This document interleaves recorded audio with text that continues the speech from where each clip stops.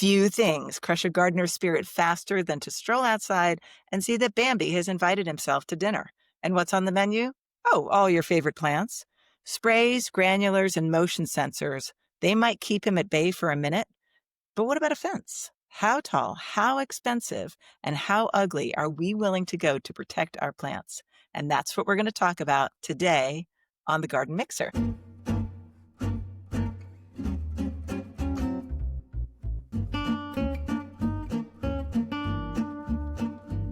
We're always dancing to this imaginary music, listeners, but it comes in the end, so we don't look like the idiots that we are at the moment.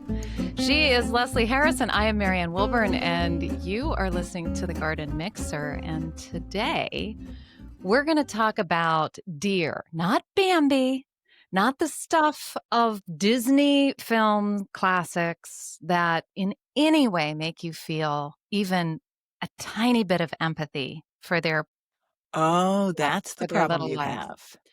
I have a major problem with Bambi, and people say Bambi all the time, including you. Yep, I And just said it. I Didn't I know it was didn't going to have a bother you. problem. Would have But emphasized it had I known. what if Bambi did some tips and tricks in the garden? My head Oh, would explode. You are a very Yeah. sensitive child. You Wait, are. no. If there was an influencer named Bambi who did tips and tricks in the garden, then my head would explode. Okay, And so yes, I am played oversensitive. cornhole. I have a large 10-foot pole shoved up. Your Anyway, cornhole? my cornhole. Oh, wow. My head exploded right there. Moving on, we are going to talk about deer. Deer in the garden. It has been my fate over the last 12 years in this garden. It was not my fate in the last 10 years in the previous garden. And I watched my parents struggle with deer, albeit a different kind of deer, mule deer, when I was growing up. And I didn't understand it. And it seemed to me that they were making much ado about nothing. So I am Karma's bitch, and we're here to talk about what we can do about them and really what is the final ultimate answer besides Armageddon. Uh, anything to add to that, Leslie? No, except that hang on until the very end of this episode because we have two fabulous plants to talk about in the segment called Damn, I Wish I'd Planted That. But first, what are we drinking? Well, I'm sorry. I meant to take a sip when we both drank it together. But this is an inspired cocktail. It is and actually I'll let you tell the story because it's you who got us to this place. I was just going to grab a quick glass of wine. Yeah, no, I wanted to take up Simone Leah or Gabor on Substack because she suggested that we pay homage to the fall colors of the Sarah Bernhardt peony, which was brought up by Tim Culkins and then commented on by Jonathan Bykowski. See, it takes a village of mixers to get all this stuff done. And she suggested mango just as long as we added drama, because this is Sarah Bernhardt, right? Apparently the peony Sarah Bernhardt goes to wonderful colors in the fall. And I went, and then hold yours up because you are a little less I've pink got than a I am. cut rate grapefruit, and I actually reamed that myself. And did you get fake juice? Or No, is but here's that what I did. No, this is why my drinks are always pink. I don't buy simple syrup. I use the maraschino juice of a maraschino cherry, which I use regularly in a regular old fashioned. And I knew that would add to the sunset look of this fabulous. Cheers, Simone. It is gorgeous. Mine's a little drab, but let me say, Simone, this is gorgeous. And this is probably the most bourbon I've tasted in the last few years. I actually had to break into a bourbon bottle I brought back from North Carolina for my husband, and he doesn't know about it yet. So he'll find out. But this is really cool. It's a grapefruit bourbon sour. Urban sour. Yeah. Here's to Tim, Jonathan, Simone, and all of our mixers. You can join them. All you got to do is sign up to be a paid subscriber on. Look how smoothly I went into that. What a great segue. Booze and sign up. That's right.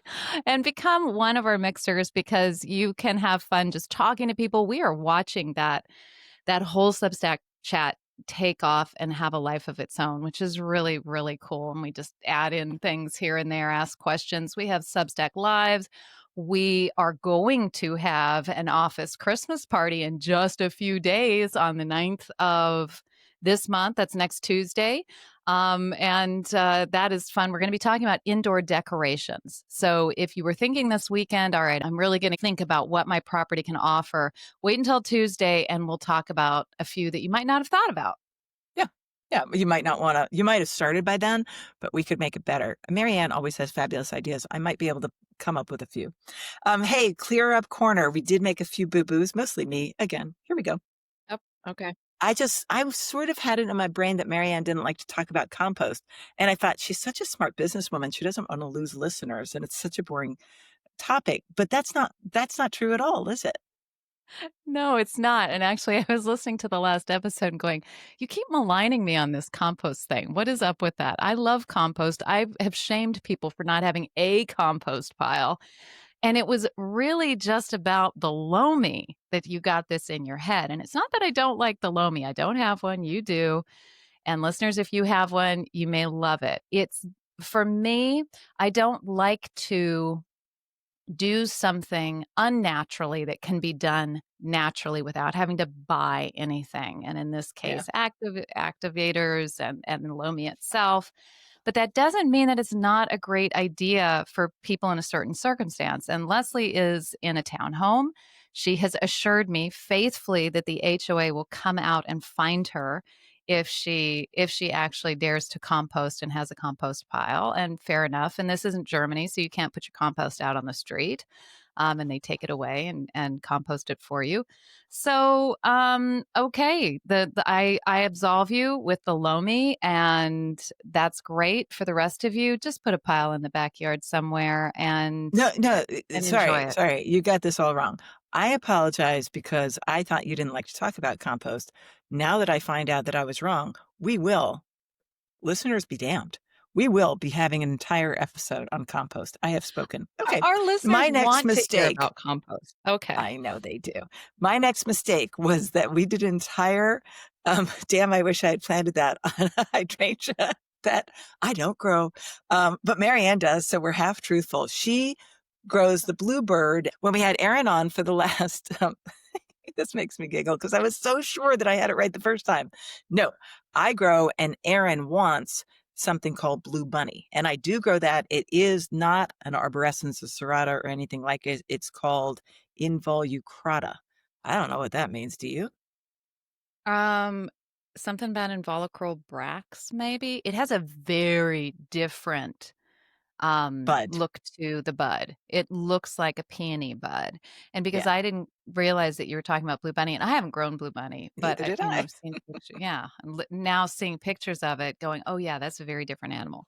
However, all the data that I put out there on Bluebird and talked about a word of garden merit and all of that is still fully legit. I grow Bluebird, love Bluebird. It is a serrata and it's sometimes a little bit hardier lace cap. And it's a wonderful plant. So now you've got two wonderful hydrangeas to Bluebird, play with. blue bunny. That's just me mixing up stuff on the garden mixer. So apropos. Well, honestly, Leslie, I can't say that I'm fully on board with Blue Bunny. I think I need to see it in the flesh. I'm just sort of, yes, I know. I looked at the pictures you sent. I looked at the pictures Aaron sent, and I went, okay, it's nice. That's good. I would try that. I don't know that I'm desperate to get a hold of it. Like you two seem to be walking around looking, for surreptitious ways that Go to jail you can go to jail. by propagating it That's illegally. right. But, No, if you it just can't makes find it it on so your much own. better. It's like when you want the Malamars and they've stopped sending the Malamars to the market because they might melt. And then when they come back in the fall and you're so excited, you What don't the know hell is about, more? oh God, What is that? she doesn't, it's a Nabisco cookie with marshmallow and a chocolate, Oh, I real do not chocolate know what that covering. is. Hate marshmallows. Okay. All right. Okay, maybe not. So last time we checked in with Erin Shannon, the impatient gardener, and I was so busy self-flagellating on all of the things that I had not done that I had promised to do seed-wise that I completely forgot about a really great win on the seed department, something I had planned to do, told you guys I would do, and I did it, and it turned out great, and that was Nicotiana. I grew Nicotiana from seed, and not only did it do terrific, I ended up growing 2 different ones. I thought what I had been told was Starlight Dancer, so I got seeds from that, and then I went back and looked at my notes and found that it was Nicotiana, a lotta, lime green that Aaron loved. So I went back, got seeds for that, started that too, and it turns out that I am on the Starlight Dancer train. I'm on Oh, the Starlight Dancer Express. I am growing Starlight Dancer for the rest of my life. A lot of green. I mean, not so much. It's a bit big and it's a bigger flower. It's definitely chartreuse, which is wonderful. But I didn't love it as much as I loved the Starlight Dancer, which was blooming through frost going into November and just looking tremendous and very tall, very stately, very elegant. Erin, I'm not saying that a lot of lime green is vulgar in any way. I'm just saying that Starlight Dancer is elegant. and Okay. she's listening, and she So knows there what we Malamars are. I'm just gonna put that out there. You hope she So does. we're gonna be talking about deer fences in just a moment, but I think we've cleared up everything. It's so crystal clear. This deer fence topic came about because of my continuing hell with deer here at Old Meadow. And because I know a lot of people have deer problems, but mostly because I was at a conference back in July with a lot of really wonderful gardeners. And I sat down to dinner with a horticulturist named Sandra Schaller, who gardens at Wave Hill in New York. And she also has her own property that she's had for 20 years. And somehow the subject of deer came up, and her face just glowed. It was almost lit up. I am not kidding, not exaggerating. And she said she had just put in a deer fence last year and it was life changing. She couldn't even express how changed things were and how she was now gardening in a different garden. And this is a woman who has been gardening at Wave Hill for 6 years, which is fully fenced and has been since the 70s, I think. And so she sees the difference between what is possible and what is not possible. And what is not possible is pretty much anything in a garden with deer. And so Really? I talked to her about that and came back thinking again one more time about a deer fence, which I had previously put out of my head. And from that, I ended up doing an article for the Wall Street Journal on deer fencing back in September. And got to go dig deep into quotes and materials and design and all sorts of things. And so that's what we're going to talk about today. And also, we're going to give options because I realize that not everybody can have a fence. And what does it mean? I know that you had a fence in your Charlottesville garden, And the but big garden? Mhm. what about your garden in Connecticut? Did you have one there? Did you have deer? Yeah, I did have deer, and I was less than a mile from the main shopping street of Greenwich, Connecticut. Literally, one time there was a, headline that the deer one of these deer, and we just have so many, and this was 25 years ago, had gone through the plate glass window of the local Chinese restaurant. I mean, they're just everywhere. So I did have to do something about deer there. I didn't have a fence.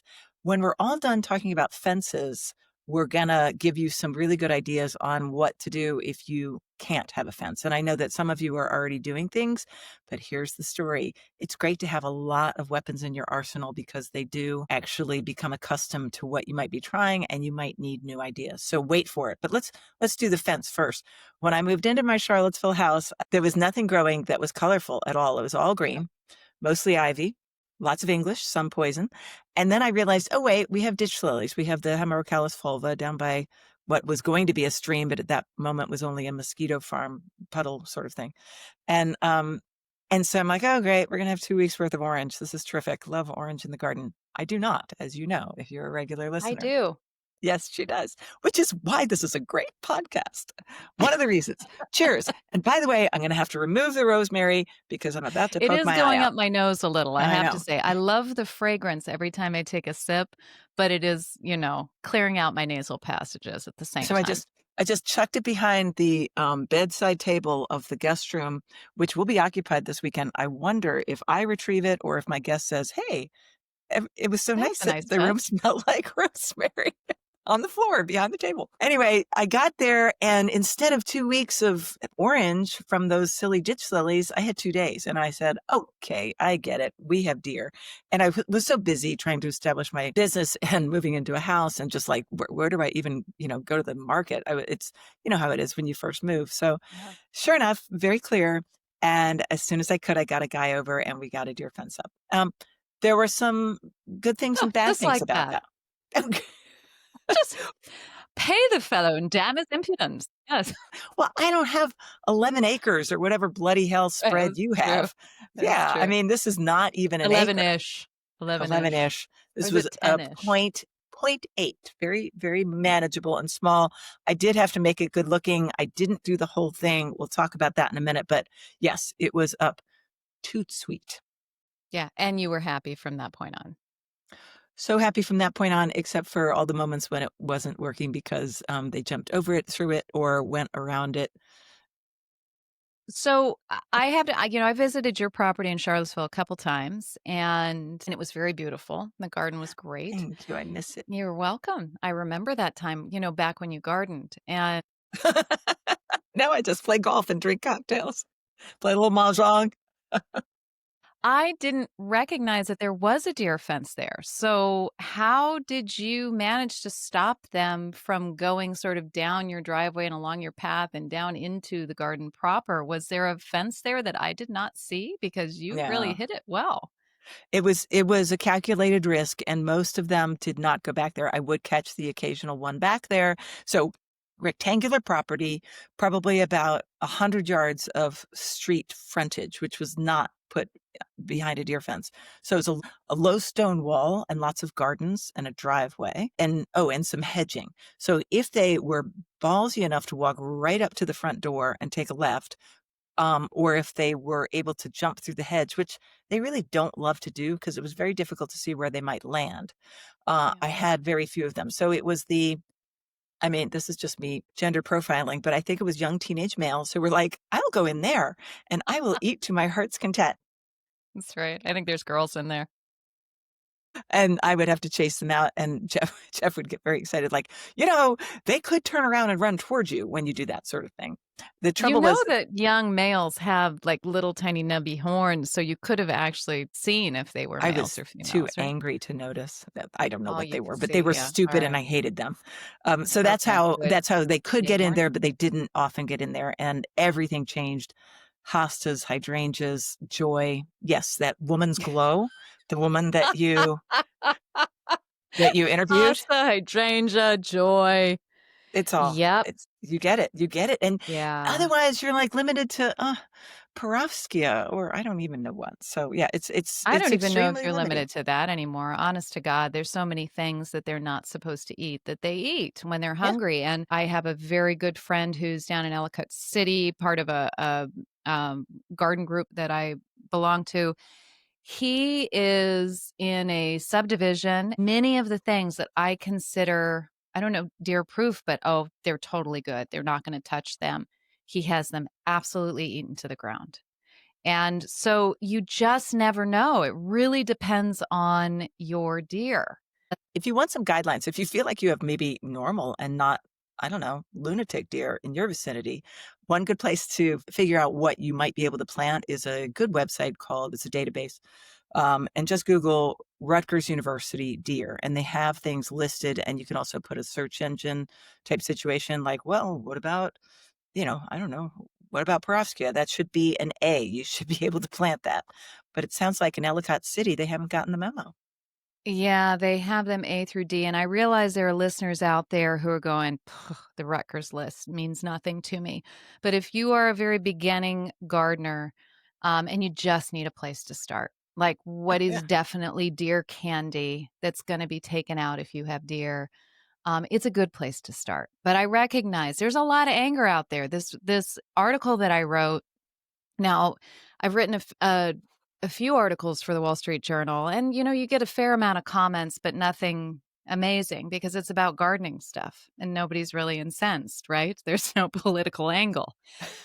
So you write about deer and suddenly there's 95 comments because people are angry. They're upset. It is an emotional surge to go out into the garden in the morning and, have your coffee and be excited to see the dew on the grass and the peonies opening up, and to find that not only the peony buds are gone, but the evergreen shrub that forms anchor in your garden is nibbled down and is not going to recover well. And I mean, there are a lot of F words running through this valley over the last few years, and I'm not meaning fudge either. I'm meaning like the serious one. It's happening. And this winter for me was it was sort of the final, I can't do this anymore. I can't do this anymore. It's causing me so much stress. And we're either I'm going to have to bring this down because, listeners, I do garden on about Huge. 10-ish. It is huge. And I garden on about 10-ish acres, meaning that I have a lot of property here and that I'm managing, but I actually cultivate about 2-acre garden. But that's still A huge. lot. It's It so is a much. lot. I can't spray it everything all the time, and you find that spraying something isn't necessarily going to stop them from touching it, and it's just going to be a numbers game. We put in, I guess about 6-7 years ago, we put in a picket fence that's 6 foot high, with the pickets about an inch apart from each other. So it wasn't a full privacy fence. And that went around the 40 by 60 of my vegetable garden. And that has my greenhouse in it, has raised beds, it has some trial beds. And that way I had a place that I knew that they couldn't get into. Because they can't see easily between those slats to see where they're going to land, I have been very fortunate that they have not tried to jump it. Now, I knew that if they did try and jump that fence, I would just build it up with some extra wire and extra posts, or actually I have a very decorative way of doing it. I'm going to use all of the whiskey barrel. What are those round things? The metal round things, the Like the straps that go around bands, the the whiskey. straps Yeah. that hold the pieces of wood together. I don't know if there's a Yeah, I name. have so many of those circles, and I thought, "Ooh, I'm gonna decoratively set those along the top on that top rail, and it'll be sorta cool, and it'll also keep the deer from coming in because 'cause it'll add another 1.5 foot to that fence." But I haven't had to do that yet. Oh, They okay. have gotten into the garden, and that was this winter they got in because they basically pushed through the gate, until the gate hinges gave way, not the hinges, but the latch, because it was getting a little rotten. And that was my moment of can't do this anymore. So we're going to have to reinforce this. And this is going to be the garden. And the rest of it is, I may even have to like bulldoze because I don't think I can walk through it every day and not feel sad. Oh, that is so sad. I know it is, but I watched my mother being driven insane by this up until the time that my dad and I, maybe 25 years later, put in a deer fence around her front garden. And dad and I stood on the porch. My mom was standing there. We had this wonderful project over the week. And dad said, we should have done this 20 years ago. My mother, I could see her just like everything in her. I'm going to stab him in the heart. It's going to go through him. There's going to be a lot of blood. This stuff, gardening is tough. It is a full contact sport. It takes all your energy. It takes mental acuity. It takes time. You sacrifice that for a result. You don't know exactly what that result's going to be, but you hope that overall it's going to be good. And then something that is completely out of your control comes in and undoes all that work or makes it worse. If a deer nibbles down, say, a arborvitae, or arborvitae, what is it? Most people say arborvitae. Arborvitae, thank you. Um, it nibbles something like that down, it's not going to come back the way you think it's going to come back. No. And consequently, you got to dig it out. And so now you're in for more work. And so the level of F-wordedness going on in the garden grows. So that's where I was this winter. And then I met Sandra, and her sort of that glow, that joy you're talking about really pushed me, because I've got a lot of friends who say, you need a deer fence. And I go, oh, really? Do you think that's what I need? A deer fence? Okay. Yeah. Can you whip out your checkbook and make that happen? Let's go. Yeah, let me just find that checkbook. Okay. Because I'm in a valley, I have a stream going through this valley, and that means I have 2 stream crossings, which makes it a little bit more difficult, and it also makes it mean that it's gonna have to be checked more regularly, all of those perimeters. So I've just sort of put it down to nothing. So that's where I was, and I came back home and I said, "Right, here's the deal. I really wanna get a quote for a deer fence properly, and I'm gonna look into it and all of this." And Michael said, "Oh, I don't know about that." And then we went out to England. Michael walked through the garden of Anne and Charles Wareham, the Vedu, like that in Wales. And he saw Charles's huge deer fences around, and he saw what they had done in the same type of space that we have. And he went, I see what you're trying to do. And all of the trees we have lost and all of the hedges that have been eaten. I'm not trying to make the Vedu, but just, a shrub here and there would be great. So he said, okay. And so we started the process of doing this quote. So that's a very long-winded answer to where I got to the point of we're putting in a deer fence. Should we talk specs about deer? Before we go on to specs, could we just ask, because I'm really selfish. I cannot wait to see your garden with a deer fence. So where do you stand now? Last time I checked in with you, you were clearing and you felt kind of guilty because there was a lot of, biomass that was going bye-bye. But think of all Yeah. the biomass that you could grow. What's the deal now? Have they put in posts? Where do you stand? So hopefully by the time this drops, they will be putting the posts in and we'll be beginning. And we're doing a high tensile wire that's actually black. It's been powder coated with black so that it sort of blends in, especially up near the road where it's a little bit more visible. The only problem with that is that deer don't see it and Yeah. they can crash into it.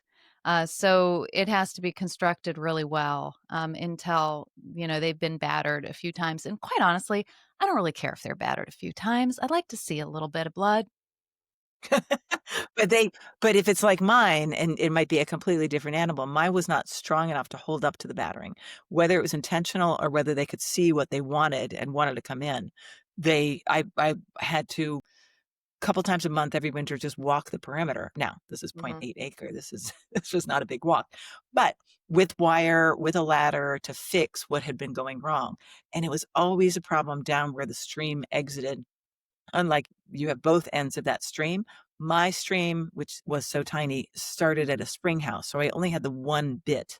And they did a good job of designing it so that they couldn't, if I suppose if deer like limbo, they could come under it, but I don't think deer would. They didn't seem Well, inspired to do you that. you might not think so, but Sandra said that if she had not seen that happen, she would not have believed it. She Wow. watched a deer get down on its haunches and sort of skinny through underneath a part in the fence. Now, they didn't have high tensile wire. They put in the plastic, the poly ethylene That's what I had. fence, and that is a little bit more flexible.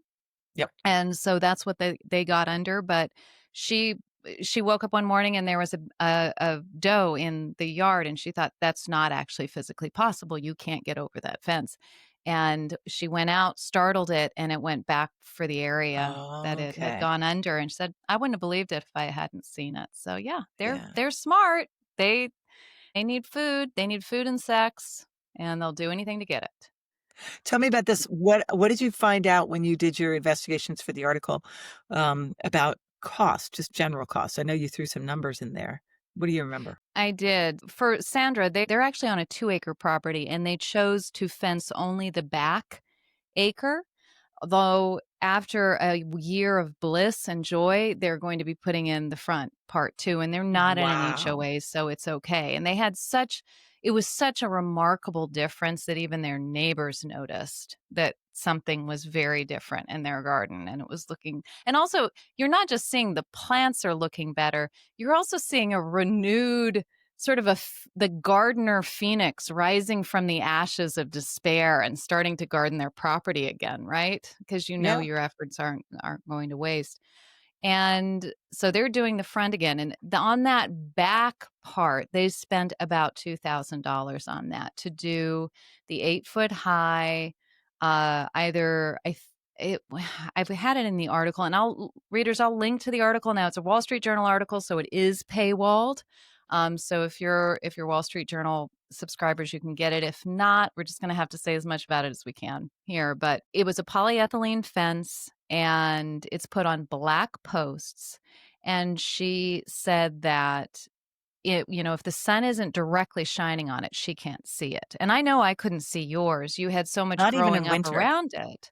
Not even Yeah. in winter could you see it. It just disappeared into the woods, and, I mean, we're talking about suburbia, point 0.8 acres. It's just a double suburban lot. You really had to look for it. I was so impressed. It's very cool. But not everybody wants an 8 foot fence to start with. And the fact is that to be safe, you need like 8 to 10 feet sometimes. If you're out in the middle of the countryside, like nothing around you, even if you're an HOA, deer will come and jump that fence. They'll be running at breakneck speed, and they can jump a 10 foot fence. They really can do that. They can jump high and they can jump far, but they can't do both at the same time. So that can help you when you're trying to decide what you're going to do for your garden. So if you have to have that lower, like in my mother's garden at 6 foot, actually, in my mother's garden, we did 5.5 foot because it was all that we could get at the time. And my dad was very frugal. And so that was as tall as he could get.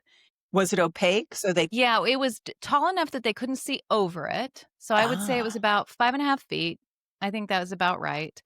And it was the pickets were very close to one another. Now, since that time, and it's been in almost 20 years now, but since that time, they figured out, okay, we can jump over this. It's safe on the other side. But before that, they couldn't oh, see through it, and so we just extended it up with wire. And I say we, but it was my brother. okay. Alright. Thank you, brother. Thank you, That's brother. awesome. Use this whole jump far, jump high to your advantage by putting some obstacles in their way, making it harder for them to see. If you've just got a bunch of grass and then some prize hostas, and you put in a fence that's 6 feet tall and you're in the middle of a field, they are going to jump that. Those No good. hostas are going to die. I had somebody write in on the comments on that oh no, I'm sorry. They sent me an email. People get so fired up about deer, where if you put a secondary obstacle along the perimeter of the fence that's about 3 feet out, they won't jump it. Now, this gentleman used tomato cages. I'm not willing to do that in a small garden because I want that real estate and I don't want tomato cages sitting around all year. But that worked for him absolutely. They don't want to jump over that because they can't land easily. So if you're using raised beds, if you're using hedges, if you're using rocks, uneven ground, all these different things can stop them from taking that leap. Can I tell you what I used one time? Oh, sure. I believe the term used maybe in, I don't know, various guerrilla warfare tactics in Southeast Asia might have been punji sticks. I'll have to look that up. But I used so there was a place where Where do they you could get even around it. know this? Were you in Vietnam? No, too many war Wow, movies. it's a whole nother part of you that I do not know. Bad ones with John Wayne. Where I use stakes, like tomato stakes, bamboo stakes, because there was a spot where they can absolutely see that there's nothing, that they won't land on except for ivy, and a part that I hadn't gotten rid of yet, and I hadn't planted anything good there. And so I just put probably 30 stakes into the ground, just like sticking up. Oh, So if they were to those land, kind of steaks. Oh, now, yeah. ah, Okay, the ones that, like, poison you and then you die of sepsis 2 days only I later. didn't do Yeah. that part. I just removed them. I just took them from the truck and put them into Oh, the I don't ground, care and if that they seemed die. that seemed to work. Bambi, Bambi, Bambi. I just want to say a note about design. We'll go into this a little bit, but there is something that you can do if you are afraid, like, oh no, they're saying you can't see it. You will be able to see it on my property. If you don't have a property that's, heavily wooded like mine was, lots of hills and dales, mine did disappear. But if you're in the middle of a grass field, yeah, it can be seen. Um, or maybe parts of it can be seen. And I did not want that black fence along the front of my property, which is why I occasionally had to do battle with the ones who found their way in. I did have a decorative fence on one side where I didn't want them to come in. And then I built kind of a jury rigged sort of uh, what did I use? Oh, a tarp, just like you. It was such a skinny little place, and they would just walk down there. I'm like, okay, I'll just put up these hooks, and you can't come in here. It was like a homemade gate. I am so excited. I'm actually going back to my old garden tomorrow. I want to take some photographs of some fabulous plants that I have chosen to use as my segment of Damn, I Wish I Planted That. And because damn, I wish I had planted most anything here at this tiny garden, I'm like, oh, I don't grow that anymore, but I really know where it grows well. And so I'm going You back to hope my you know garden. it. Hopefully it's still there. I know, I Right? know. I Yeah. would hope so. There's some great stuff Well, over I mean, there. you don't have to have a fence. You can make a decorative panels. Remember, Yes. you can play a little bit.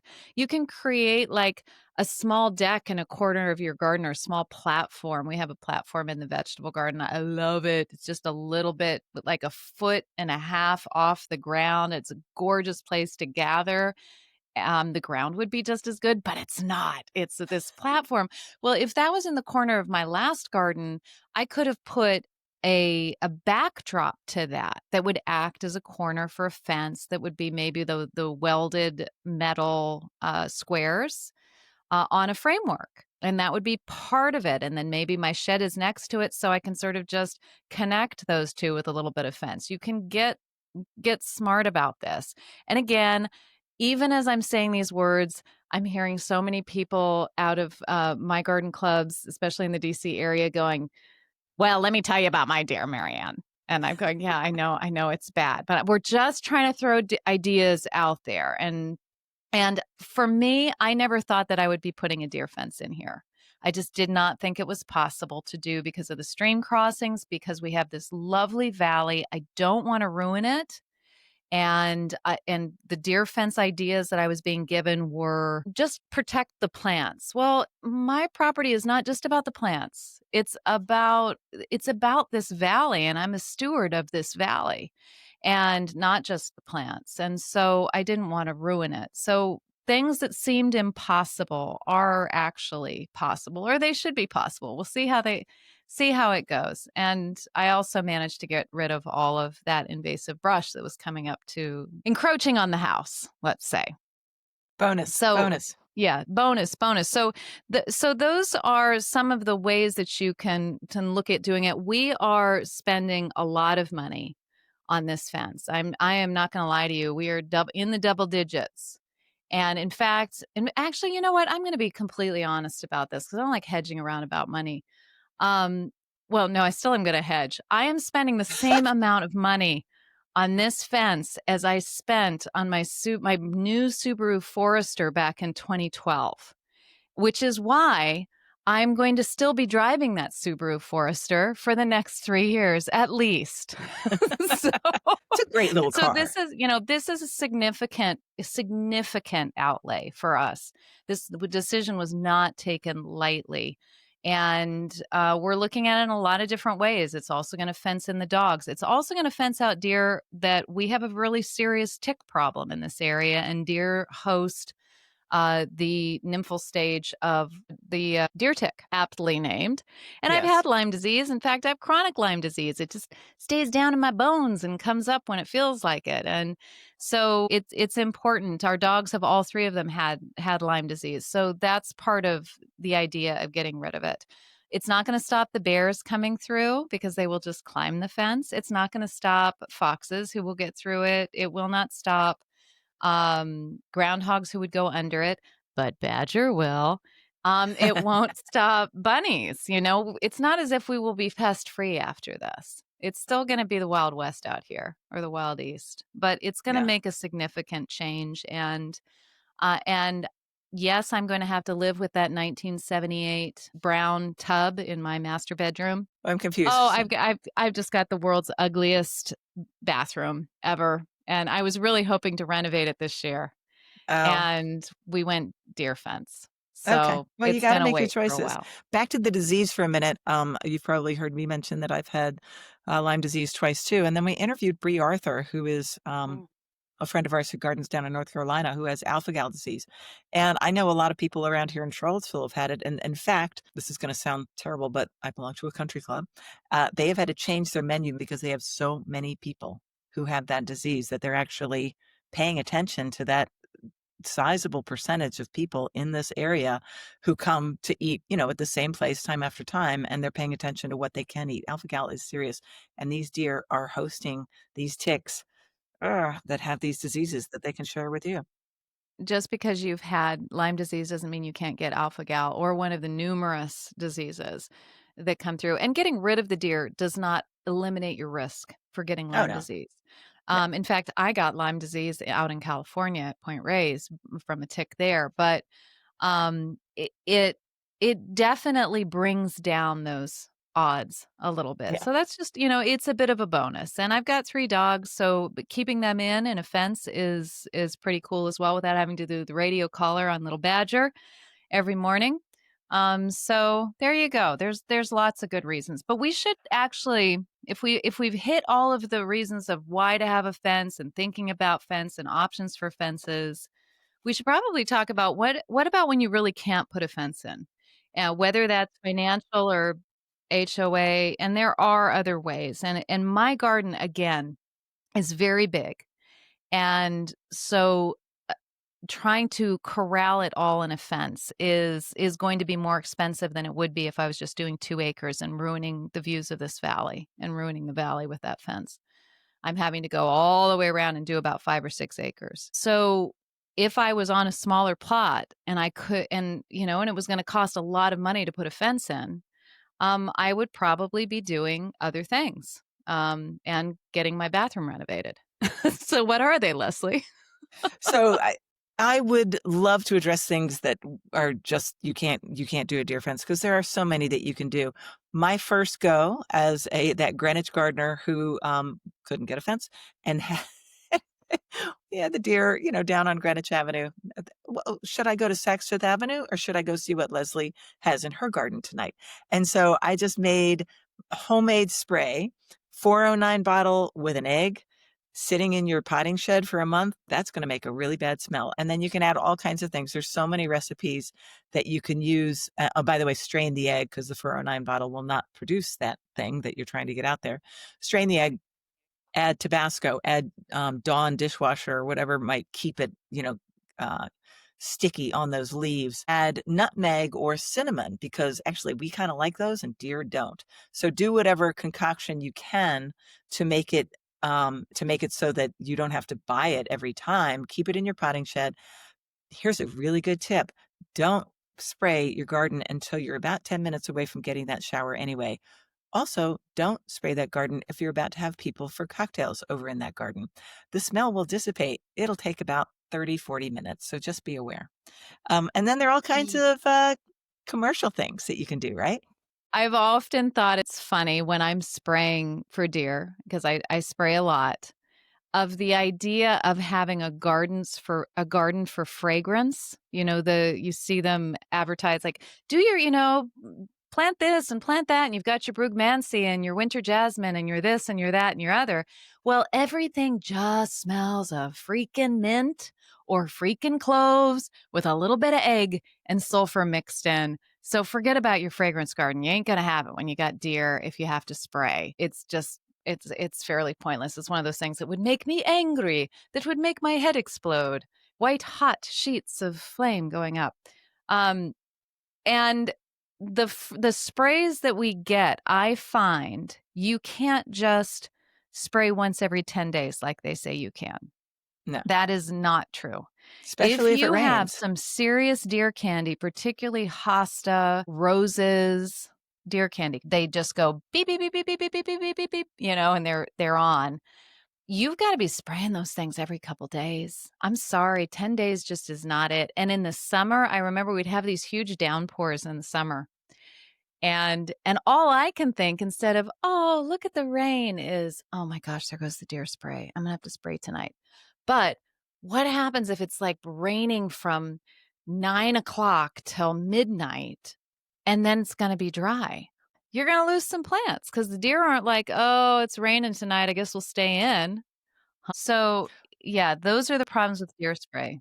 A couple of points on that. It does depend on the deer pressure that you have. Having Mhm. gardened 50 separate gardens in Charlottesville at once, there were some places where it was just virulent, and the client would be like, "Can you come every day to spray?" And we'd be like, "No." And we gave her the spray, and she would she wouldn't do it. No, of So, course yeah, she wouldn't, she was smart. Yeah, she lost a ton of get a plants. But minion then for that. there are other places where it's light and occasional. And so the other thing that I wanted to say is that when you go to spray, if you're going to take the time to spray, spray it well, spray it on a not so windy day if you can, and spray the underside of the leaves. So a handheld sprayer, instead of me just with my 409 bottle getting carpal tunnel syndrome, get a sprayer that you can, they cost, I don't know, 30 bucks at your local Southern States or feed store or whatever, probably a big box store, and they're probably sold with the idea that you're going to put chemicals in them. These are chemicals. There's nothing that can hurt a plant that you're putting in there. It's just bad smells to make your deer think that another restaurant down the street might be better than this one. But do spray the underside of leaves because that can give you an extra day or two, possibly. Oh, okay, I was gonna say, what's the point of that? Because they'll eat it regardless, but okay, it just hangs on the leaf a little bit longer. Light rain, it could get Okay. through. Yeah.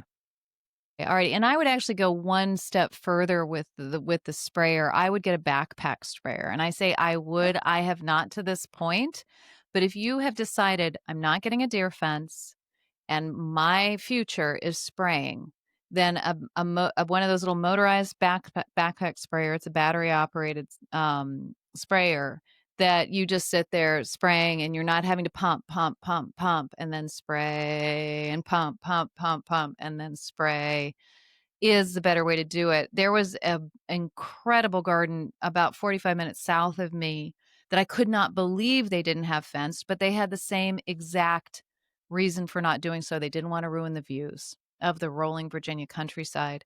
And, this is congressman country. You can't ruin those senator and congressman views. So they wanted to put nothing there and just spray, and so they all because they were minions, had backpack sprayers and would go through every couple days and spray. So, if you've decided this is your lot in life, then it pays to yeah, I think what are they, 55? I don't know, there's somewhere in there the backpack sprayers. But do store your sprayer somewhere cool because this spray is viscous and it's also made up of things that want to rot. That's the whole point of it. It has things like egg and milk and weird things in it, and it will clog up your spray nozzle if you've got it somewhere warm where mold and that type of thing wants to grow on it.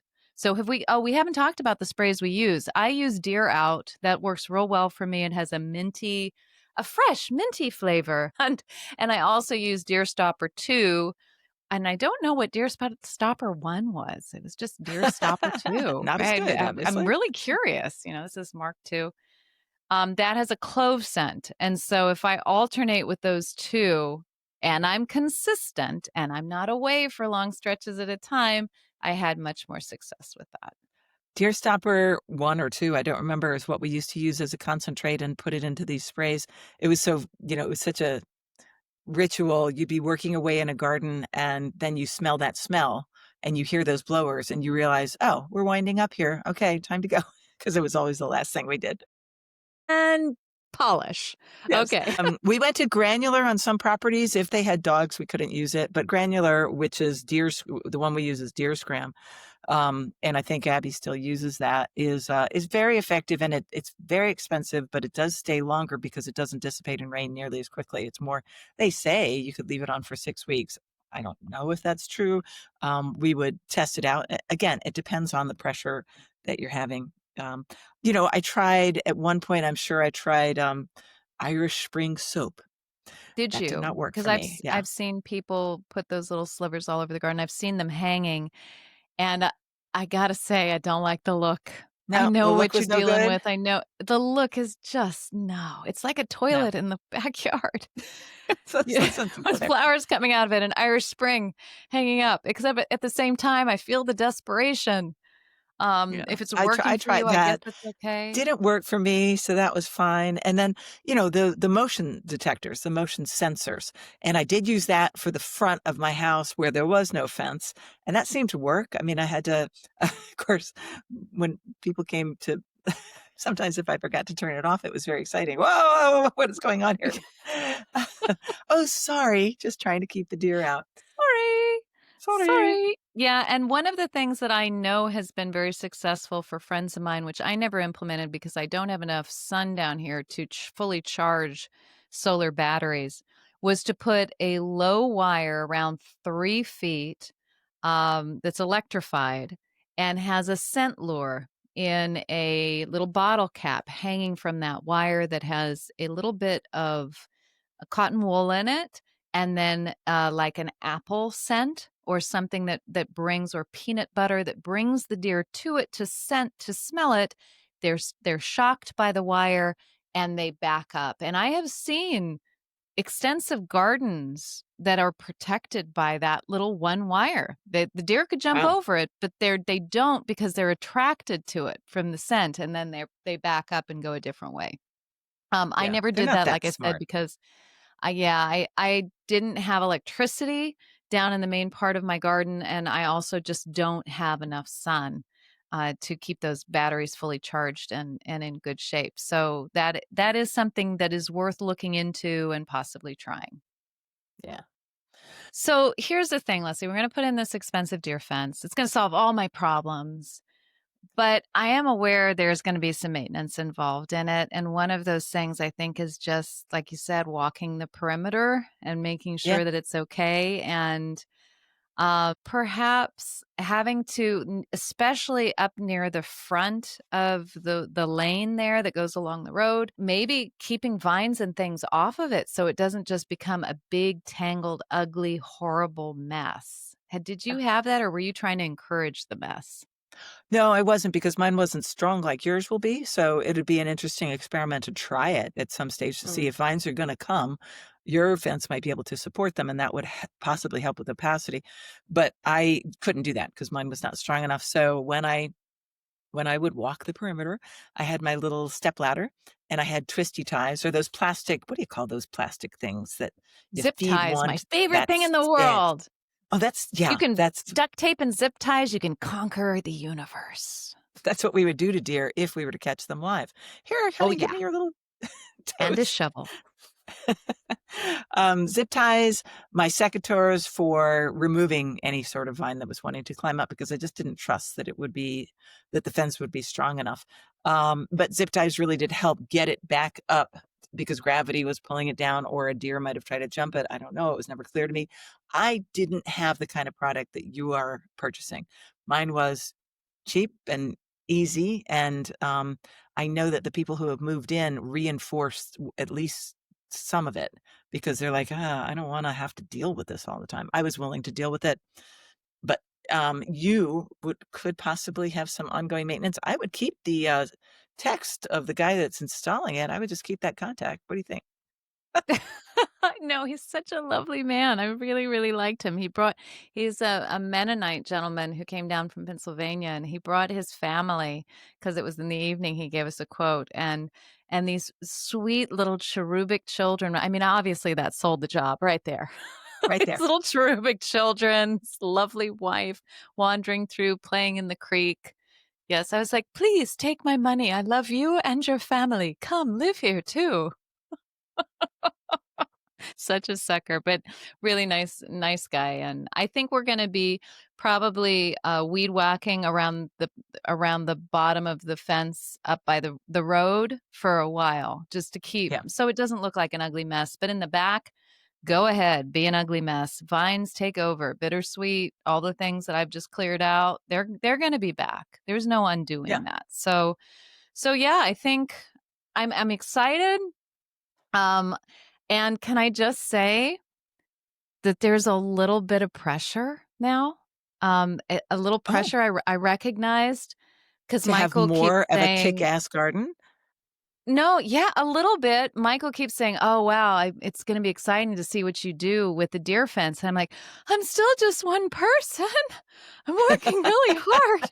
I don't this idea of, yeah, if I had the garden that I have planted right now, it would be a completely different garden. The trees that I have taken out because they've been broken in half, the shrubs that have been replaced and then just dug out, the perennials that have been eaten. If I had that garden, it'd be pretty crazy, but it's still a garden to look after. And I really am just one person and I have somebody help me, but it's so rare. I think I probably have about 80 hours of help a year. Wow. So yeah, so there's a little bit of pressure there. I won't deny it. I feel a little scared. Like, what am I committing to?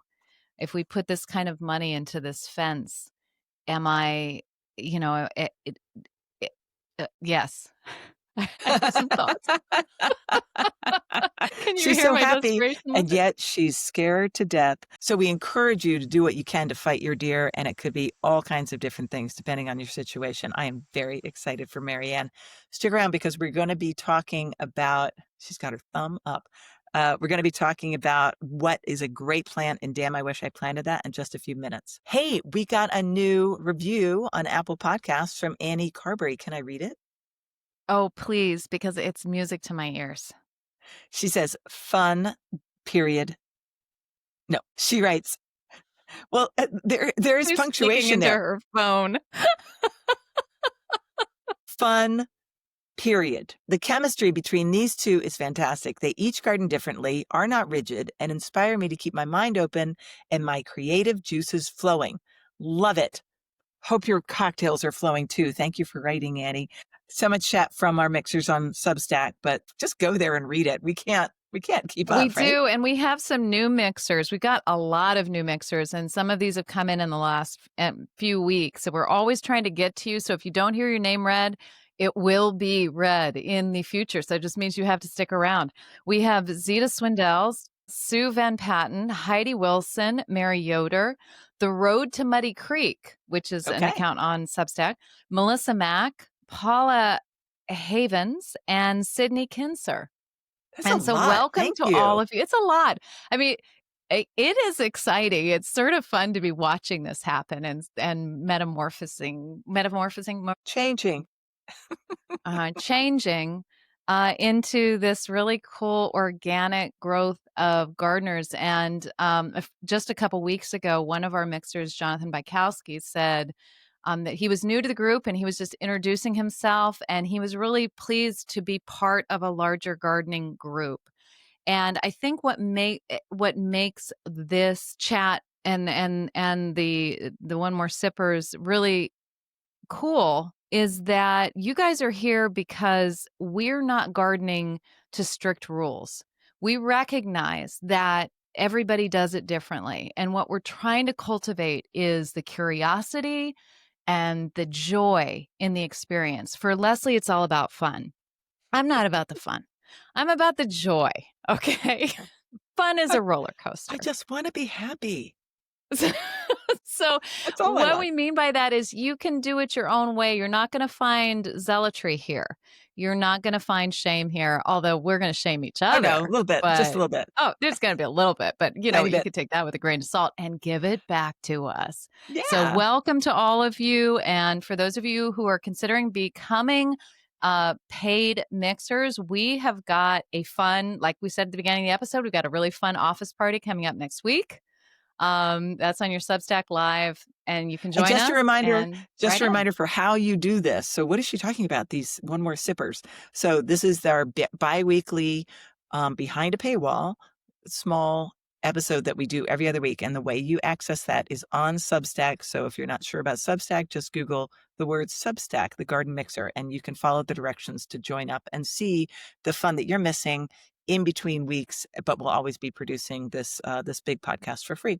Thank you for the review on Apple. Anybody who wants to write a review, we would love that. And just a reminder that we are on YouTube and that we are one of the few gardening podcasts maybe the only one. We try to put in a photograph of almost every plant we mention. And for this episode, it'll be a lot of photographs of fences. And and Hosta nubbed down to nothing. Oh, God. Yes. Oh, and you put in the notes that you wanted to mention Badger's birthday, which was very sweet of you. That happened last Oh, month. So happy I now birthday, have a Badger. year-old dog-ish puppy. He had his birthday on Remember the 5th of November, Gunpowder Treason and Plot. So he is a Guy Fawkes baby. Nice. For those of you who don't know, I'll put that in the show notes. Yeah, he is chasing those rabbits and rats and doing awesome at it. So very happy birthday to Badger and to all of our garden dogs out there. If you have a garden dog, why don't you send us a picture on the Garden Mixer chat? I'd love to see it. That would be so fun. So this is a segment of the show where we talk about a plant that is doing very well for us now, and this is early December. And I have got a really good one. We get the information and we pass it on to you, not because we're saying, hey, you got to plant this, but just because you might want to. It might be something that you hadn't heard of yet, or it might be something that you want to add to your collection. And it's looking good right now for Yeah. whatever reason, this time of year. So December 5th, it looks great in your Virginia garden. It may look a little bit, adjust your times accordingly, but I think you can do that. You guys are gardeners. What do you got this week? Oh, come on. You had a great one, you said. So you were going to go first? All right, I will go first. Elysium parviflorum, Florida sunshine. So this is a plant delights. You just love that drink. It's all gone. I do. I'm actually I'm getting in for my garnish now. Yeah, very, very low class to do this. I'm eating Michael's really expensive cherries that I'm really annoyed that he bought. They're like Luxardo cherries. Is that the name of them? They're like some ridiculous amount per thing. Like, anyway, I still have anger about this, so I'm eating a couple. Okay. We don't have money for cherries. I've got a deer fence to put in. Well, you have fewer cherries now, so be less angry. Don't Sorry, hurt your yourself. Just calm Elysium down. parviflorum. Yes, that plant. This is a Plant Delights intro. So they found this cultivar. The species is just grows wild in Florida, South Carolina. I think it zones 6A to 9B. Is probably about 6 to 10 feet tall. It has medium green leaves, and it's anise. Sweet anise, I think, is the common. It's yeah, not an common. anise, but it has a smell of anise. It smells like anise. But Yeah. this little cultivar called Florida Sunshine has pale green leaves in summer going to yellow at this time. What are you doing? She's an orange teeth. Okay, you're gonna have to go to YouTube for that, people. Wish I had a knife. I could make it even better. I could make them into teeth. All right, go on. She doesn't grow this plant, so she's very bored and probably jealous. I don't grow it anymore either, but I I have used some. to grow it. I've been disgusted by it, but go on. It's so wonderful. And here's the weird thing about this plant. Early December, it looks good, and it does.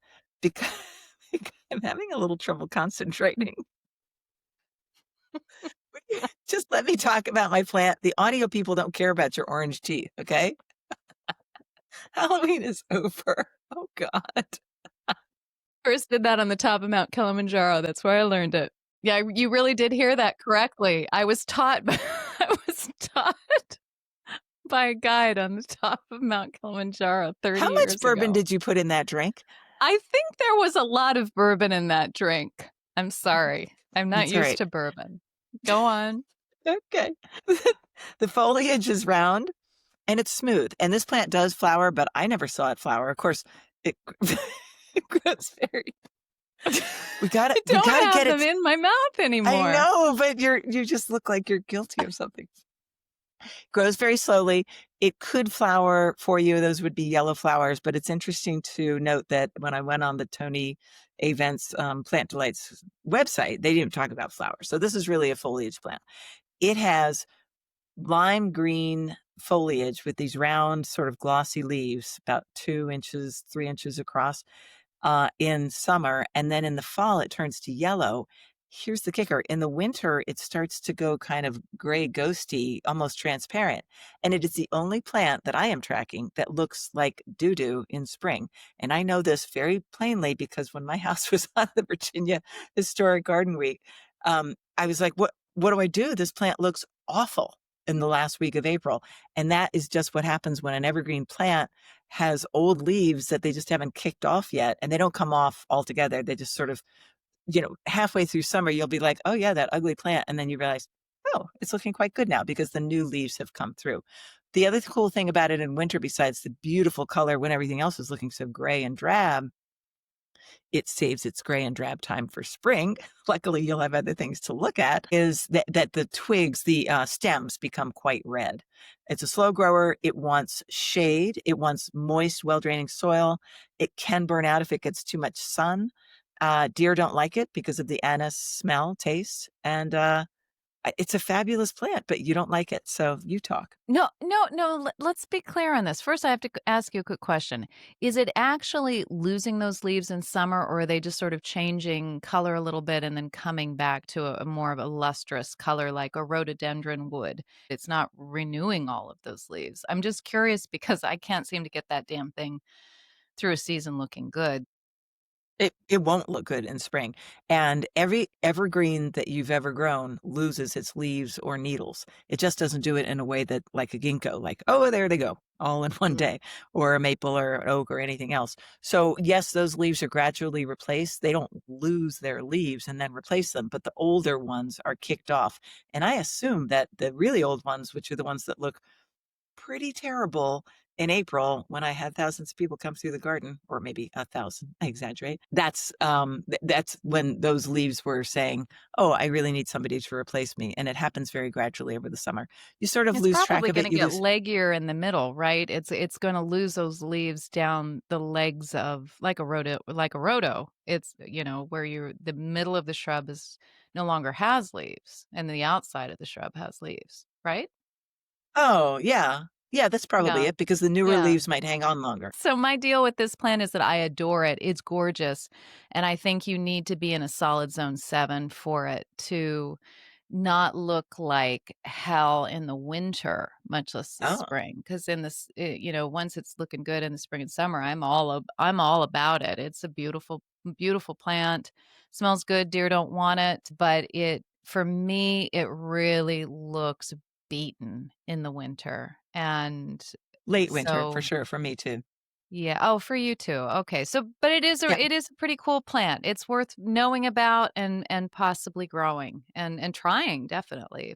As long as you're not in 5B. Sorry, Aaron Shannon. This damn I wish I planted it is not for you this week because I'm doing pyracantha. Pyracantha. And this is in honor of just going back recently to California and thinking about the pyracantha to my parents' house and the pyracantha that used to snake up the chimney.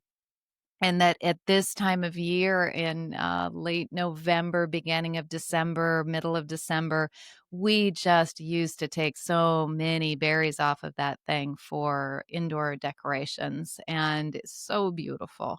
And so, in honor of that pyracantha, I started to grow it here and I grow Mojave. I grow Mojave. How much bourbon did I have? Yeah, Mojave and good question. which is an Important orange question. red See this? berried Still half shrub. full. Oh, well, you know what? Mine was half the size of yours, okay? And Teton, which is more of a yellow goldy orange color. Now, I have had success with these pyracantha. I also grow silver lining, which is a variegated. Eh, I do It's too, not remember? Pyracantha coccinea. Oh, that's right. You do have that.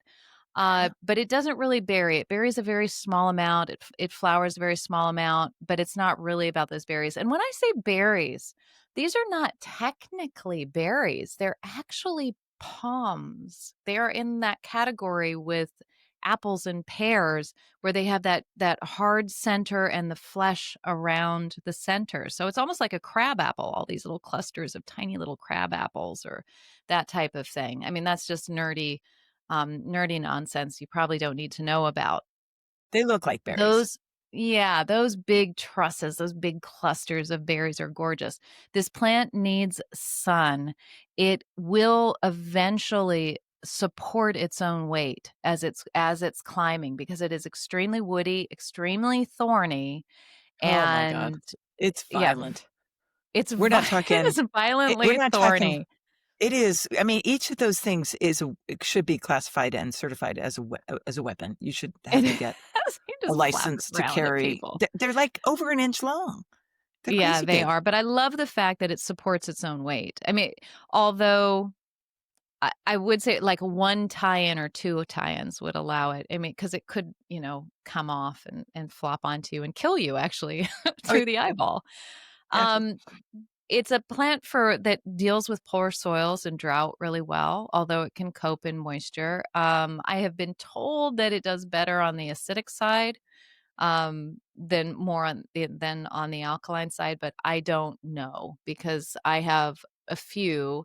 My Mojave, why do I keep saying that? My Mojave is in dire shape, I gotta say, Oh, because scale has gotten to it. And when I say wow. scale has gotten to it, scale is all up and white scale, all up and down the main stem of it. And because I have been a wimp and I haven't taken harsh, decisive action and cut it down to the base and allowed just it to be smaller, I didn't want to lose all of that 12-foot, 13-foot, 15-foot growth I have.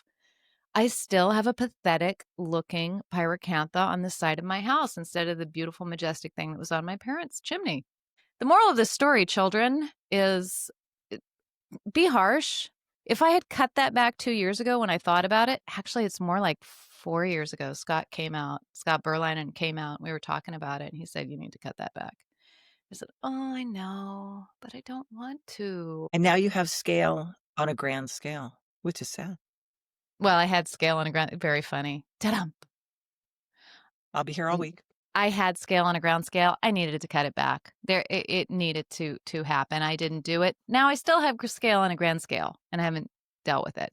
But in other news, on the other side of the house, which is much more south facing, much more beautiful, lots of sun, it's doing great. And it's not Mojave, it's Teton, and that one is doing beautifully. Silver Lining's doing beautifully. So this is a great shrub, but really zone 6 to 9, and the 6 is a little marginal unless you have really good, dry, warm conditions for it. Dry, you know what I mean? Like, Yeah, yeah. don't I overwater it. So the best place that I saw, that grown was when we built the school that we worked for over 30 years, built a new wing, and there was this perfect place for teenage boys to cut through what they wanted to preserve as a place for a lawn, and guess what they lined that with? Pyracantha. Those boys did not cut through. They did not wanna die. Paracanth or Poncirus, the gardener's friend. Yeah, that's those are the two. Let nature do the hurting for you. So hopefully, listeners, in the spring, I'm going to cut that bad boy back. So in 2 years, I won't be talking about this again. But it really is a beautiful shrub. Just to make a note, NC State Extension Service, did mention when I was looking at it today that they list it as possibly invasive in California, where my parents had it, Texas, and Georgia. However, and I really appreciated this from NC State that they said it has been mentioned as invasive, but that has not been substantiated. And I really liked Oh. that. That was a really cool thing to do because a lot of people are throwing out, it's invasive, it's invasive, it's invasive. And what they mean is it's aggressive and it's not a native. That's the subtext. And if it's been substantiated that it's actually truly invasive, that's a very different thing. So well done, NC State, for making that determination. Or not determination, Distinction. that distinction. Yeah, okay. I'm so So, done. Do you know how much bourbon I've had? 3 ounces. That is like 4 units too many for somebody of my size. quick reminder that we're having our Sunstack Live Christmas party. Wear your funny hat and see us. And, This drink gets Simone, better and we're better. never doing this cocktail again because this was No. quite the garden mixer, and Marianne should possibly not have made that whole drink. Okay, we will see you next time.